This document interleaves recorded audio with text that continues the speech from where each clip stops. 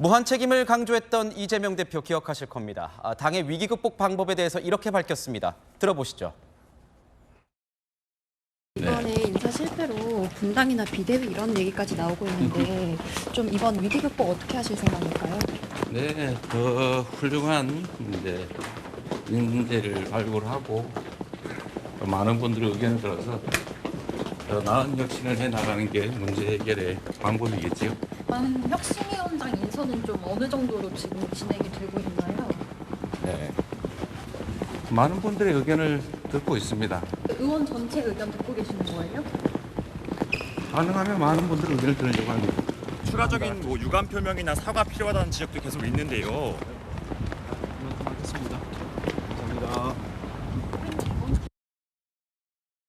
기자들이 계속 물었습니다. 그런데 이 대표는 이겁니다. 사퇴에는 선을 긋는 모습입니다. 정권을 쥐고 진행한 인사였는데 불과 9시간 만에 취소가 됐습니다. 당 수석 대변인 같은 경우에는 천안함 함장을 모욕했습니다.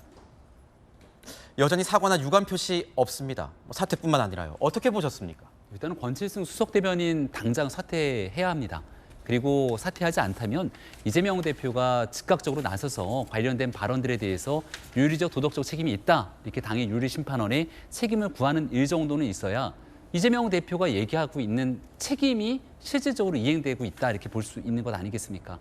말로만 책임지겠다고 얘기하고 있는데 대한민국 천안함으로 인해서 정말 씻을 수 없는 상처를 갖고 있는 생존 장병들과 그 천안 함장에 대해서 그런 모욕적인 발언을 쏟아내고 아무렇지 않은 척 사과 한마디로 넘어갈 수 있는 일은 아니지 않습니까? 그리고 이래경 혁신위원장의 과거에 있었던 음모론 얘기들 때문에 대한민국의 역사적 진실이 엉뚱한 방식으로 넘어가고 있는데요. 조금 전에 했던 음모론 얘기 한마디만 꼭 좀 덧붙이고 싶은 건 이런 당의 공식적인 역할을 하고 있는 사람들의 음모론 때문에 이 사람들을 지지하고 함께하는 사람들은 이것이 음모론이고 가짜뉴스임에도 불구하고 시간이 지나고 나도 그 내용들을 믿고 거기에 따라 행동하게 되는 경향들이 나타납니다. 청담동 술자리 의혹이 대표적인 상황이었던 것처럼 권칠승 수석 대변인 즉각 사임하도록 여기에 대해서 이재명 대표가 결단하고 관련된 책임에 대한 얘기들 하나둘씩 좀 실천으로 이어갔으면 좋겠다는 생각입니다. 김병민 국민의힘 최고위원의 입장을 들어봤습니다. 친명계 안에서도요, 이 대표의 유감 표명이 필요하다 이런 목소리가 나오고 있습니다. 정성호 민주당 의원의 이야기 들어보겠습니다. 그 윤혜경 이사장의 그 혁신위원장 발표 과정에서는 조금 좀 아쉬운 점이 있습니다. 예. 당 안팎에 여론을 좀 더 수렴했어야 되지 않나는 생각이 들고요. 일단 국민 눈높이에 맞지 않으니까 예. 그렇다면 그런 부분에 대해서는 대표가 적절한 수준의 또 유감 표시를 하는 것도 필요하다고 보고 있습니다. 네. 그런가 하면 친명계는 이 대표의 사퇴론을 칼같이 차단하고 있습니다. 들어보시죠. 기승전 사퇴로 모든 사안에서 판단한다면 사실은 당대표 한 달에 한 번씩 뽑아야 되는 거 아닙니까? 그럼 대통령도 윤석열 대통령도 후쿠시마 오염수 문제 관련해서 잘못 있으면 바로 사퇴합니까? 그러지 않잖아요. 친명계는 이런 입장인데요. 비명계는 어떨까요? 준비했습니다. 당대표 이게 무슨 독재입니까? 저 이해가 안 갑니다. 이번 문제의 본질은 뭐 천안함 뭐 이런 팩트들이 문제가 아니라 기본 방향이 이재명 체제를 유지하고 강화하고 강성 팬덤 체제를 강화하겠다. 그게 개혁이고 혁신이다. 이 입장을 내려놔야 됩니다.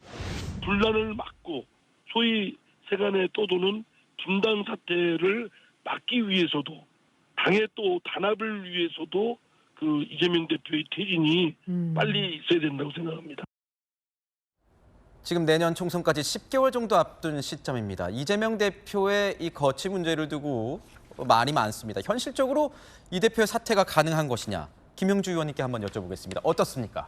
현실적으로 불가능하죠. 사실은 뭐 이재명 대표는 어쨌든 당원들의 손에 의해서 뽑힌 그런 권력 아니겠습니까? 따라서 지금 이걸 무리하게 사퇴하라고 이렇게만 얘기할 것이 아니라 좀 명분이 있는 퇴진을 위한 여러 가지 구성이라든지 또 그런 것들이 필요한 것 같습니다. 그러니까 실제적으로 오히려 이재명 대표를 뭐 옥죄고하는 것이 중요한 것이 아니라 당의 정상화를 하기 위해서 오히려 예컨대 뭐 중국 대사를 만나는 것보다는 천안함 유족을 만나는 것이 더 우선시돼야 된다든지 어떤 합리적 대안들을 만들어서 당을 조금 안정화시키고 이재명 대표도 그다음에 권칠성 대변인도 일단은 대변인을 내려놓게 하는 그런 어떤 살라미 전술을 통해서라도 이재명 대표가 안정을 찾고 그 속에서 보다 이재명 체제 구축이 아니라 당의 정상화에 의한 합당한 임무를 낼 수 있는 조금 숨쉴 여유를 좀 줄 필요도 있다 그렇게 생각이 듭니다. 그렇군요.